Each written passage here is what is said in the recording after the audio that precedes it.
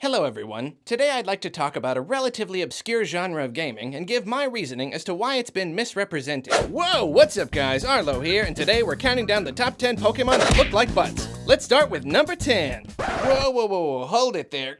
Get out of here. Okay, I know this topic might not be of interest to everybody, but it's important enough to me that I'd like to talk about it. I'm talking about what I've referred to in the past as first-person atmospheric exploration games. They've got another more common name though, and it's Walking Simulator. Jeez, I really dislike this name. I understand that often it's kind of tongue-in-cheek, but it still bothers me quite a lot, and I'd like to explain why. To make my case though, first I need to explain what the genre is and what it means to me.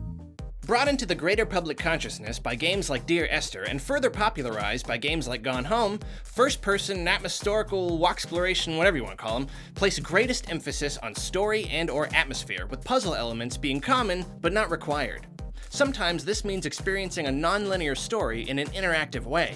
Sometimes it's about solving puzzles in a moody environment. They can challenge you or show you something pretty or make you cry or even scare you. While many have enough puzzling and platforming that there's no doubt about their status, many others are more experiences than games. In fact, there are plenty of people who will argue that these aren't games, but I'm not going to get into that here. Spoiler alert, they're games. It's obvious that they're not for everyone. We all play games for different reasons, and these games generally require most, if not all, of the following. A love of storytelling for the sake of storytelling, an appreciation of mood, tone, and atmosphere, an attraction to mystery, an ability and willingness to immerse oneself, and most of all, patience. I am extremely into all of these things, which is why this has become one of my very favorite genres of gaming. Being dropped into a mysterious situation is exhilarating to me. Visiting a bizarre world and having no idea what to expect is one of the greatest thrills I can imagine in a game. I find myself so much more engulfed in an interactive story versus a traditional one. It's a feeling that I've never had while watching a movie or reading a book. When it's done right, the genre can create pure magic. Each amazing experience can rekindle my love of video games and make me dream of their endless possibilities as storytelling devices. The reason I hate the term walking simulator is that to me it sounds like it's coming from the perspective of everyone who doesn't get it. People that can't be bothered to piece together a story from newspaper clippings, or imagine that they're really stuck on a space station, or just appreciate something for its visual beauty.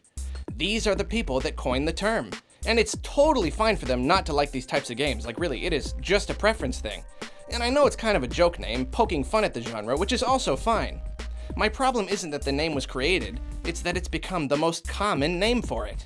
I was dismayed when I saw that these games were being legitimately tagged as walking simulators on Steam, when I found out that using the tag was actually the best way to search for them. Imagine, if you would, this scenario. Little Derpface does not like first-person shooters. He feels that they're too easy and that the idea of simply shooting enemies to advance in a game is not stimulating enough for his tastes. He jokingly refers to first-person shooters as point-and-wins. This name catches on and rapidly grows in popularity to the point where it's used to officially describe new shooters that come to market. It becomes so commonplace that even people who like shooters are using the term. The term that was designed to belittle the genre's merits, that was created by those who don't like or appreciate the genre, that cheekily ignores what it has to offer its fans. That is how Walking Simulator feels to me. As a joke, it's a little bit funny, but used as a serious descriptor, it's just wrong. It feels like it comes from a place of ignorance, and that's hardly fair. Now, I will admit that one of the reasons it's caught on is that titles in the genre vary greatly, and they overall kind of push the boundaries of what video games used to be. Simply put, another unifying name for this rather strange type of game just hasn't been nailed down yet. Therefore, I would love to make my own suggestion as to what we should call it.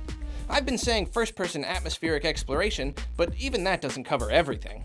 To throw another list at you, these types of games generally have one or more of the following elements. Many are purely story-driven. Many rely on a heavy atmosphere. Most of them require a good amount of exploration. Plenty rely on puzzles for progression. And a lot of them are basically the first-person equivalent of a classic point-and-click adventure game. The question is, which of these terms to use when naming the genre? Every individual game has a different combination of these elements. A puzzly adventure might not have much of a story. An exploration game with heavy atmosphere might not have any actual puzzles, and so on. But since other genres like shooters and RPGs and strategies can also mean a lot of things while still unifying under a single, simple name, I think we should do the same here. And I think the most common element here is exploration. Therefore, I would like to nominate, if you will, First-Person Exploration, or FPE, as the official name of the genre. It's simple, it makes sense, and best of all, it's not a silly jab. Now, I know I'm not the first one to come up with this. Each individual term is often associated with the genre, and I've seen it around a handful of places. There's a Steam collection that uses it, though they put the G for games at the end, which to me is just unnecessary. The thing is, it needs to have an acronym that's consistent, and whether it's FPEG or FPE, a name only works if it catches on, so that is where you come in. If you agree that FPE is a good name for the genre, you might not, that's fine, then spread the word. Use it when talking about these games. Go on Steam and add first-person exploration and FPE tags to them. Then someday, maybe, just maybe, us dorks will finally be able to refer to our favorite games without unintentionally making fun of them or going into a long explanation about how they're like shooters, where you don't shoot anything and they make you feel stuff. Now, if you'll excuse me, I've got to go collect journal entries on an island while being pursued by a monster that I know I won't actually have to fight and that may or may not represent cancer. I'll see you next time, and remember, well guys, that's it for this list, but tune in next time for the top 10 Mario baddies that look like butts!